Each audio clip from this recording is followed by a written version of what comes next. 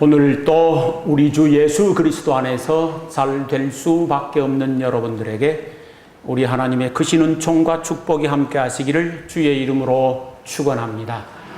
이 시간에는 칭찬과 격려는 서로에게 축복입니다. 그런 제목으로 함께 은혜를 나누고자 합니다. 제 사무실에 들어가면은 세워놓는 현수막 하나가 있습니다. 배너라고도 합니다. 그 현수막을 저는 매일 봅니다. 들어갈 때 보고 나갈 때 보고 책상에 앉았을 때 보고 끝없이 보는데 그 현수막을 볼 적마다 큰 위로가 되고 힘을 얻게 됩니다. 그 현수막에 기록되어 있는 문구는 목사님 힘내세요 우리가 있잖아요. 그런 글귀입니다. 목사님 힘내세요 우리가 있잖아요. 매일 보고 그것도 여러 차례씩 보는 것이지만 단 한 번도 실증난 경우가 없습니다. 제가 작년 생일 때 받은 선물인 줄 알고 있는데 중간에 치울까 그런 생각을 하다가 계속 두는 것이 훨씬 더 좋겠다라는 판단이 섰습니다. 목사님 힘내세요 우리가 있잖아요 하고 기록된 그 글귀가 저에게 얼마나 힘이 되고 위로가 되었는지 모릅니다. 저는 제 평생을 살아오면서 누군가가 어떤 이유에서든지 저를 칭찬하고 격려해주고 또는 위로해주고 또는 자랑해 줄 때에 기분 나쁜 경우가 한 번도 없었습니다. 성도님들이 저에 대하여서 긍정적으로 말씀해 주실 때에 그것 때문에 속이 상하고 기분이 나쁘고 우라통이 터져서 견디지 못하고 그래 본 경우는 한 번도 없었습니다. 부족한 부분이 많고 따라서 분량이 미달되는 경우들이 굉장히 많이 있겠지만 그럼에도 불구하고 그것을 덮어놓고 위로해주고 격려해주고 칭찬해주고 자랑해줄 때에 얼마나 힘이 되고 용기가 되었었는지 모릅니다. 그리고 그때마다 더 열심히 더 잘해야 되겠다라고 하는 다짐도 하게 되었습니다. 여러분들에게 한번 물어보겠습니다. 누군가가 여러분을 칭찬해주고 자랑해주고 격려해주고 하는데 기분이 막 엄청 나쁘신 경우 혹시 있으셨습니까?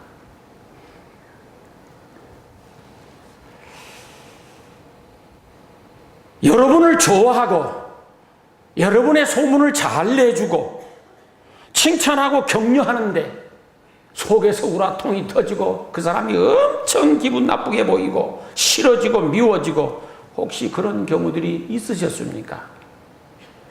저는 없었습니다. 누군가가 여러분의 자녀들을 칭찬해주고 자랑해주고 위로해주고 좋은 말을 해주고 하는데 그 사람이 그냥 원수처럼 느껴졌습니까? 그 사람이 엄청 싫고 다시는 보기 싫고 저 양반 웬 귀신이 안 물어가 버리는가 혹시 그런 생각해 본 적이 있으십니까? 저는 한 번도 없습니다. 사람이란 칭찬받고 격려받아서 기분 나쁜 경우란 없습니다. 누구래도. 반면에 비난받고 비방을 받아서 기분 좋은 경우 또한 없습니다. 때로는 내가 잘못한 줄을 압니다. 내가 부족한 줄을 압니다. 아니 내가 나쁜 놈인 줄도 압니다. 그럼에도 불구하고 나를 비난하고 비방하고 냉소하고 초소하고 비웃고 그러면은 기분이 엄청 나쁩니다. 내가 나쁜 사람인 줄 알면서도 그렇습니다. 내가 부족한 줄 알지만 그럼에도 불구하고 누군가가 나를 비난하면 엄청 기분이 안 좋은데 내가 못났음에도 불구하고 내가 부족한데도 불구하고 아니 내가 나쁜 사람이라는 걸 알고 있는데도 불구하고 칭찬하고 격려해주고 위로해주면 기분이 좋습니다. 여러분은 안 그러십니까? 저는 그렇습니다. 내 자식 놈이 좀 모자라고 부족하고 어리석은 데가 많이 있고 우도는 데가 있고 실수나 시행착오가 많지만은 그럼에도 불구하고 누군가가 내 자식에 대하여서 비난하고 냉소하면 싫고 칭찬하고 자랑해주면 기분이 엄청 업되고 좋아집니다. 다 마찬가지입니다. 모든 사람 다 똑같이 이심전심입니다. 우리 교회가 좀 부족한 데도 많고 미숙한 데도 많고 미비한 부분들도 참 많지만 그럼에도 불구하고 누군가가 여러분이 출석하는 교회를 비방하고 비난을 할 때에 기분이 엄청 좋으신 경우가 있으셨습니까? 저는 그런 경우가 없습니다. 부족하고 모자라고 미비한 경우들이 많이 있지만 그럼에도 불구하고 비난하고 냉소하면 싫고 그럼에도 불구하고 칭찬하고 자랑하면 엄청 기분이 좋고 기분이 업됩니다. 그건 어쩔 수 없이 그렇게 되더라고요. 오늘 성경에 보면 블레셋 사람에게 빼앗겼던 하나님의 언약궤 또는 하나님의 법궤가 70년 만에 예루살렘 성으로 들어오고 있는 내용이 나옵니다. 다윗이 왕으로 등극을 하면서 하나님의 법궤를 예루살렘으로 가져오는데 3만 명의 병사를 보내서 호위를 하게 했었고 천신만고 끝에 예루살렘 다윗 성으로 언약궤를 가지고 들어옵니다. 다윗이 너무 기분이 좋았습니다. 전국에 있는 유명한 악사들을 총동원시켜서 하나님을 찬양하게 하며 거국적인 잔치를 행사하게 되어집니다. 왕이 등극을 하는 데다가 70년 만에 언약궤를 찾아서 모시고 오니 얼마나 기쁘고 즐겁겠습니까? 그 일을 통해서 온 국민들이 대동단결하게 되었고 한마음 한뜻이 되어진 것입니다. 다윗이 너무너무 기쁜 나머지 왕이 왕복을 벗었습니다. 그리고 평민들이 입는 옷을 입고 찬양하면서 덩실덩실 춤을 추는 것입니다. 잃어버렸었던 하나님의 언약궤가 70년 만에 예루살렘으로 들어오니 그 기쁨을 어떻게 표현할 수가 없어서 춤을 추는 것이었습니다. 그리고 하나님 앞에 감사하여 크게 제사를 올립니다. 그리고 법궤를 메고 온 많은 사람들에게 칭찬하며 상을 베풀어 주고 제사장들과 더불어서 모든 백성들을 칭송하고 그리고 그들을 축복해 주었습니다. 그런데 이때의 다윗의 부인이었습니다. 사울 왕의 딸이었었던 미갈이라고 하는 사람이 왕궁 창문에서 그 장면을 내려다보고 있었습니다. 보니 왕이 이게 기고만장하거든요. 왕복을 입고 위엄을 갖추어서 호령하고 엄명을 내려서 이렇게 저렇게 하라고 호령을 하고 그랬어야 할 왕이 평복을 입고 나아가서 춤을 추고 좋아하면서 노래를 부르는데 어린아이 같습니다. 거기에다 옷까지 다 흘러내려가지고 엉덩이 살이 다 보이게 생겼습니다. 이때 그 장면을 본 미갈이 마음속으로 다윗을 업신여기며 비웃었다라고 되어 있습니다. 아무리 법궤도 좋지만 저렇게 채통물이 없이 천박하게 올 수가 있는가? 어떻게 왕이 저렇게 보기 흉한 짓을 하는가? 그러면서 비난하고 업신여기고 비웃었습니다.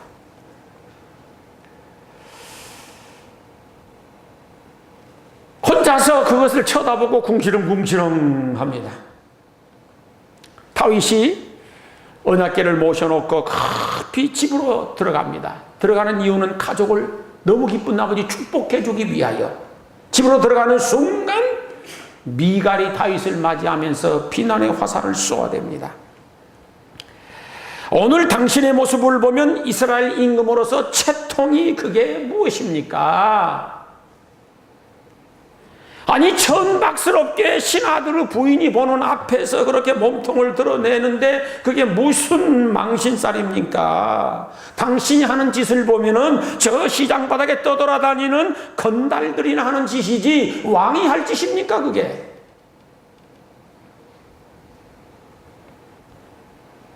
이때 다윗이 말하기를 여보시오 미갈, 하나님이 나 같은 것을 택하여서 이스라엘 왕을 삼아주셨고 나와 이 백성들을 이렇게 사랑해 주시는데, 그리고 잃어버린 언약궤를 70년 만에 찾아오는데 내가 어찌 찬양하지 아니할 수가 있으며 내가 어떻게 춤추지 않을 수가 있겠습니까? 하나님이 임재하신 저 언약궤를 70년 만에 찾지 않았습니까? 이보다 더 기쁜 일이 어디 있겠습니까? 내가 이보다 더 천박하게 보이는 지경이 이른다 하더라도 나는 하나님을 찬양하지 않을 수 없고 나는 하나님 앞에 춤추지 않을 수가 없습니다. 그날 이후 다윗은 죽는 날까지 미갈의 방에 들어가지 않았습니다. 성경에 보면은 미갈이 죽는 날까지 자식이 없었다라고 되어 있습니다. 그 말은 다윗이 미갈의 방에 들어가지 않았다라고 하는 뜻입니다. 미갈은 죽는 날까지 독수공방 홀로 지내야 했었습니다. 잘난 체하고 다윗을 비난했지만 그 결과는 참혹했었습니다. 고상한 척하고 다윗을 비방했지만 결과는 비참했습니다. 다윗은 기뻐 하나님을 찬양하고 춤췄습니다. 그런데 미갈은 하나님보다도 자기 체면이 더 우선이었고 왕의 채통이 더 우선이었습니다. 그 결과 미갈은 남편 다윗에게 버림을 받습니다. 그럴 뿐만 아니라 하나님으로부터도 버림을 받았다라고 되어 있습니다. 만약에 미갈이 다윗이 춤추며 좋아하는 그 모습을 바라보면서 칭찬하고 격려해 주었다라고 하면 얼마나 좋았을까요? 야, 얼마나 기쁘고 좋으면 저렇게 춤을 추고 좋아하실까? 정말 내 남편 다윗은 하나님을 사랑하긴 사랑하시나 봐. 저렇게 하나님을 사랑하니 하나님께서 축복하지 아니할 수가 없지. 하나님이 저렇게 믿음 좋고 신실한 저분을 나의 남편으로 주시다니, 저분을 이스라엘 왕으로 세우시다니 하나님 감사합니다. 하나님 감사합니다.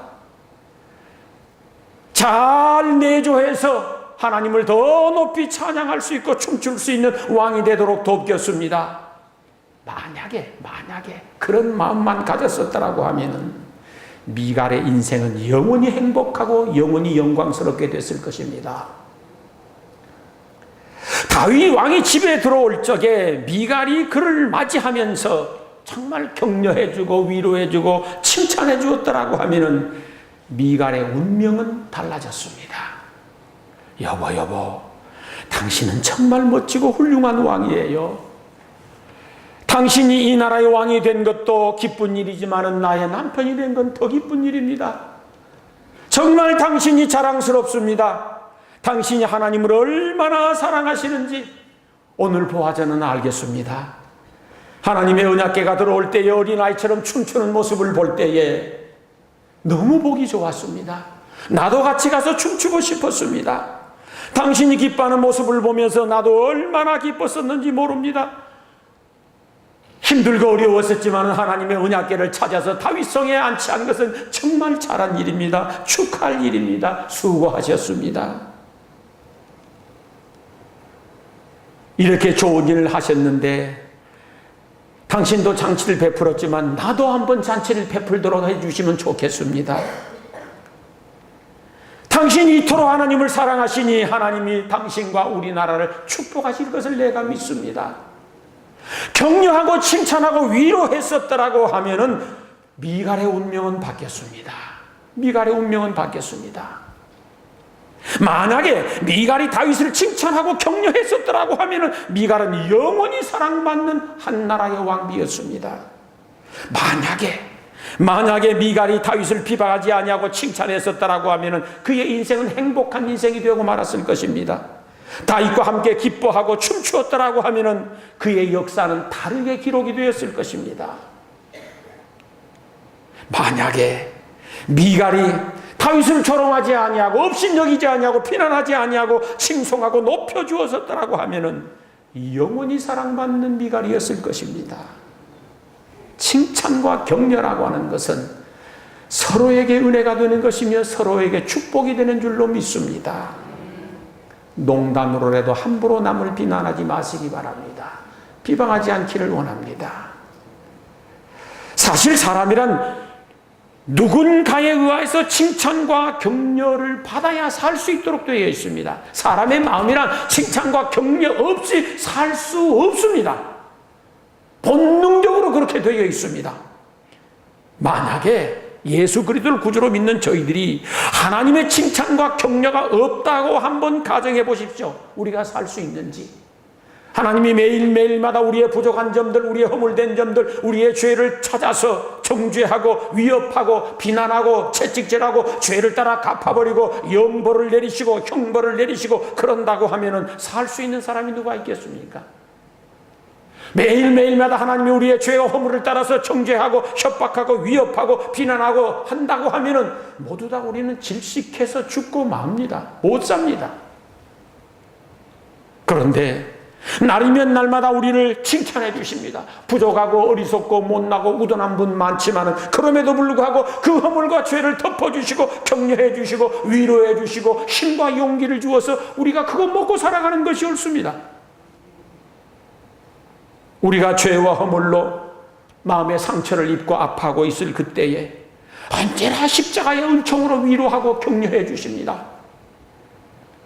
아무개야, 너희들이 율법의 행위로 말미암아 구원을 얻을 수 없는 줄 내가 알기에 예수 그리스도의 십자가를 믿는 믿음으로 구원받도록 해놓지 않았었느냐? 절망하지 말고 다시 일어서라. 좌절하지 말고 십자가 부여잡고 다시 일어서야 된다라고 위로하고 격려해 주십니다. 나 곧 나는 나를 위하여 네 죄를 도말하는 자니 네 죄를 기억지 아니하리라 말씀하시면서 용기를 허락해 주십니다. 주 예수를 믿으라, 그리하면 너와 내 집이 구원을 얻을 것이라고 격려하고 용기를 주십니다. 상한 갈대를 꺾지 아니하시며 꺼져가는 심지를 끄지 아니하시기를 심판하여 이길 때까지 해주마 약속하시면서 위로하시고 격려하시고 힘을 저희들에게 공급해 주십니다. 오라, 우리가 서로 변론하자. 너희 죄가 주홍 같을지라도 눈과 같이 이어질 것이요 진홍 같을지라도 양털같이 되리라고 주님께서 부르시고 오라 말씀하시고 위로하시고 격려하십니다. 그리스도 예수 안에 있는 자에게는 결코 정죄함이 없나니 그리스도 예수 안에 있는 성령의 생명의 법이 죄와 사망의 법에서 너를 해방하였느니라. 그러므로 용기를 내라. 그러므로 자신감을 가져라. 그러므로 다시 일어나라고 말씀하십니다.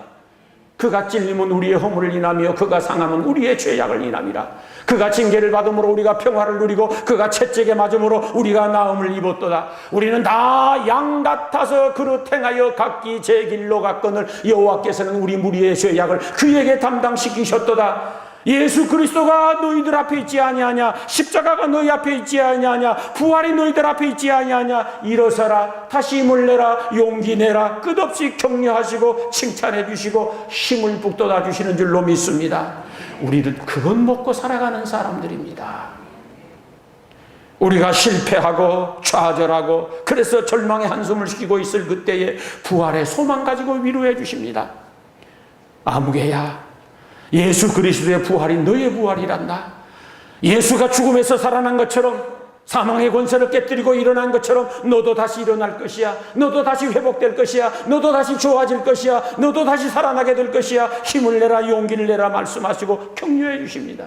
두려워 말라, 내가 너와 함께 함이니라. 놀라지 말라, 나는 네 하나님이 됨이니라. 내가 너를 굳세게 하리라. 참으로 너를 도와주리라. 참으로 나의 의로운 오른손으로 너를 붙잡아 주리라고 약속하시면서 우리의 용기를 북돋아 주십니다. 하나님을 사랑하는 자, 곧 그 뜻대로 부르심을 입은 자들에게는 모든 것이 합력하여 선을 이루는 것이니라. 걱정하지 말아라. 네가 나를 사랑하는 줄 내가 안다. 그러므로 너는 모든 것이 합력하여 선을 이루게 될 것이니라. 현재의 고난은 장차받을 영광과 촉히 비교할 수가 없을 것이다. 현재의 고난을 극복해라. 현재의 고난을 믿음으로 이겨내라. 장차받을 영광에 비하면 너는 이것은 아무것도 아니다. 큰 영광 받을 것이다. 하나님 앞에 큰 상 받을 것이다. 큰 복 받을 것이다. 끝없이 위로하시고 격려하시고 소망을 우리에게 북돋아 주십니다. 우리는 그건 먹고 살아가는 사람들입니다. 하나님의 위로가 없고 하나님의 칭찬이 없다고 한번 가정해 보십시오. 우리가 살아갈 수 있는가? 질식해서 못 삽니다. 구하라 주실 것이요, 찾아라 찾을 것이요, 문을 두드리라 그러면 너희에게 열릴 것이니라. 너희 중에 누가 아들이 떡을 달라 하면 뱀을 주며 생선을 달라 하면 돌을 줄 사람이 있겠느냐? 너희가 악한 자라도 너희 자녀에게 좋은 것으로 줄 줄 알거든 하물며 하늘에 계신 너희 아버지께서 구하는 자에게 좋은 것으로 주시지 않겠느냐? 절망하지 말고 기도해라. 낙심하지 말고 기도해라. 포기하지 말고 기도해라. 근심하지 말고 기도하라고 말씀하시고 위로하시고 격려해 주십니다. 아무것도 염려하지 말고 너희 구할 것을 감사함으로 구해라. 내 짐을 여호와께 맡겨버리라. 수고하고 무거운 짐진 자들아 다 내게로 오라. 너희는 마음에 근심하지 말아라. 하나님을 믿으니 또 나를 믿으라고 위로하고 격려해 줍니다. 작은 것 하나에만 충성을 해도 하나님은 깜빡 죽으십니다. 잘하였도다 착하고 충성된 종아, 네가 작은 일에 충성하였으니 내가 많은 것으로 내게 맡기리니 내 주인의 즐거움에 참여할지어다라고 칭찬하고 격려해 주십니다. 하나님은 못난 저희들을 바라보시면서 어떤 경우에도 외면치 아니하십니다. 얼마나 많이 칭찬해 주시고 격려해 주시고 위로해 주시는지 모릅니다. 정말 황송할 따름입니다. 예쁘다, 사랑스럽다, 좋아 보인다, 아름답다, 너는 의롭다, 충성스러운 나의 아들아 나의 딸아 칭찬해 주십니다. 내가 너로 인하여 기쁨을 이기지 못하겠노라. 사실 우리 그리스도인들은 하나님의 칭찬과 격려와 사랑과 위로 먹고 살아가는 사람들입니다. 그럴 때마다 용기를 얻고 힘을 얻고 그래서 다시 일어설 수 있지 않습니까? 우리가 하나님의 은혜와 하나님의 위로와 하나님의 칭찬과 격려를 먹고 살아가는 사람이라고 하면은 그 힘으로 저희들도 서로를 칭찬하고 위로하고 격려하며 축복하고 살아갈 수 있기를 소망합니다. 교회 안에서 수고하는 이들을 보거든 칭찬하고 격려하고 위로해주고 축복해줄 수 있기를 소망합니다. 누군가가 주님을 위하여 땀 흘리고 수고하는 사람이 보이거든 그는 비방의 대상이 아니고 질투의 대상이 아니라 본받을 대상이고 격려의 대상이고 칭찬해 주어야 할 대상인 줄을 깨닫기를 소망합니다. 가족과 이웃들을 칭찬하고 위로하고 축복해 줄 수 있기를 소망합니다. 서로 칭찬하고 격려하는 것은 피차의 은혜가 됩니다. 피차의 축복이 됩니다. 아니 하나님이 엄청 기뻐하십니다. 여러분이 많이 들으셨던 이야기입니다. 발명왕 에디슨이라고 하는 사람의 이야기입니다. 학교에 가면은 그는 열등생이었습니다. 다 학교에서 못났다고 못한다고 미련하다고 우둔하다고 비난을 많이 받습니다. 책망을 많이 받습니다. 꾸중을 많이 받습니다. 질책을 당합니다. 그러니 학교 가면은 살 맛이 안 납니다. 그런데 집에만 돌아오면은 그는 어머니 앞에서는 우등생이었습니다. 최고였습니다. 집에 돌아오면 어머니는 그를 인정해 줍니다. 그를 신뢰해 줍니다. 그리고 그를 칭찬해 주고 그를 격려해 줍니다. 그에게 희망을 주고 용기를 줍니다. 그래서 에디슨은 어머니의 끝없는 칭찬과 격려에 힘입어서 세계적인 발명왕이 되었다고 합니다. 비난과 비판은 천재도 바보로 만들어버립니다. 그러나 칭찬과 격려는 바보도 천재를 만드는 능력이 있습니다. 칭찬과 격려라고 하는 것이 얼마나 좋은지 모르겠습니다. 칭찬하면은 칭찬하는 사람도 좋고 받는 사람도 좋습니다. 점도 좋고 나중도 좋습니다. 비난하게 되어지면은 비난하는 사람도 안 좋고 비난받는 사람도 안 좋습니다. 점도 안 좋고 나중도 안 좋습니다. 칭찬과 격려는 누구나 할 수 있는 거룩한 사역 중에 대표적인 사역입니다. 칭찬과 격려라고 하는 것은 돈 없는 사람도 얼마든지 훌륭하게 그 일을 해낼 수 있습니다. 공부 많이 하지 않은 사람도 훌륭하게 그 일을 해낼 수 있습니다. 칭찬과 격려라고 하는 것은 무슨 명예나 권력이나 재능 같은 것 상관없이 잘해낼 수 있는 사역입니다. 그리스도인들이 감당해야 할 사역 중에 큰 사역은 칭찬과 격려라고 하는 사실입니다. 이것은 대학에 가서 공부 안 해도 얼마든지 잘할 수 있는 것입니다. 칭찬과 격려는 우리의 영혼을 빛나게 하는 아름다운 일입니다. 칭찬과 격려라고 하는 것은 내 영혼을 살리는 거룩한 일입니다. 내 영혼을 춤추게 하는 것입니다. 내 영혼의 힘과 용기를 북돋아주는 거룩한 에너지가 됩니다. 불쾌지수가 무척 높은 그런 날씨입니다. 무기력해지기 딱 좋은 그런 계절입니다. 칭찬과 격려는 나와 받는 사람의 마음속에 최고의 보약입니다. 최고의 보약입니다.